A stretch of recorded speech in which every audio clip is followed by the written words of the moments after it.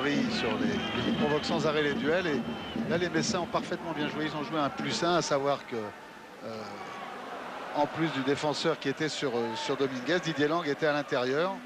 Oh, Didier Lang qui a bien fait de jouer ce ballon. Pires dans la surface qui sort. Et but. Oh, il est bon. Et il est accordé, bien évidemment. Vous avez vu sur ce cadeau empoisonné, Deville n'a pas pu reprendre ce ballon, Claude. Pires a travaillé et c'est Frédéric Arpinon qui marque.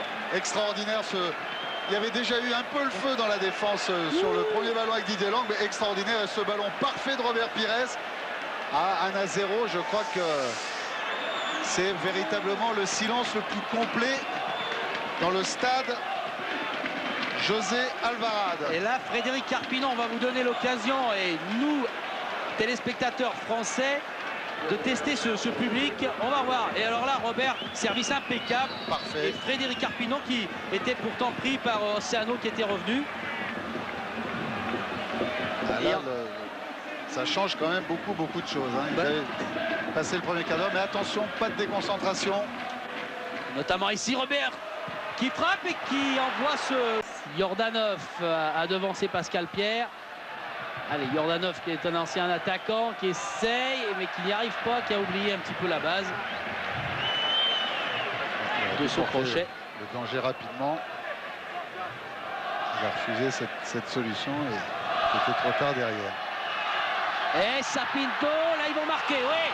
But, on l'a vu venir cette fois, il était vraiment rentré dans cette surface avec un ballon bien placé dans ses pieds. Et voilà le but de Ricardo Manuel da Silva, Sapinto. Et un partout entre le FC Metz et le Sporting. Superbe dribble sur Sylvain Castagnotch. On va revoir cette action au ralenti.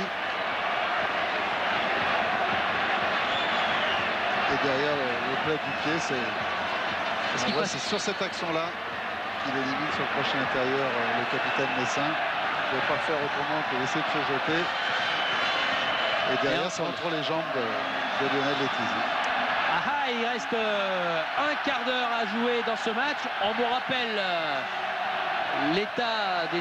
Mais ils montrent quand même les Portugais, même si maintenant ils doivent quand même difficilement imaginer ou penser à une qualification. Ils montrent qu'ils ont quand même aussi des grosses qualités morales. Ils veulent le gagner ce match. Hein.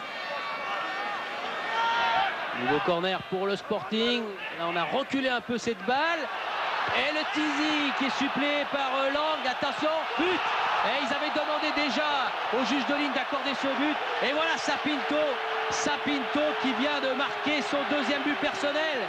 Et qui permet maintenant au Sporting Portugal de mener 2-1. Il faut bien sûr maintenant, Claude, regarder le chronomètre, c'est important. Il reste 5 minutes de jeu à tout casser là, en comptant tous les arrêts de jeu. Et attention, on va revoir comment Oceano a réussi à mettre cette tête. Là, Didier Lang, le ballon n'était pas rentré, ils sont un petit peu été perturbés. Et là, ce ballon finalement a été frappé de la tête. Regardez, vous allez voir Didier Lang, vous allez voir les Messins, ils lèvent les bras.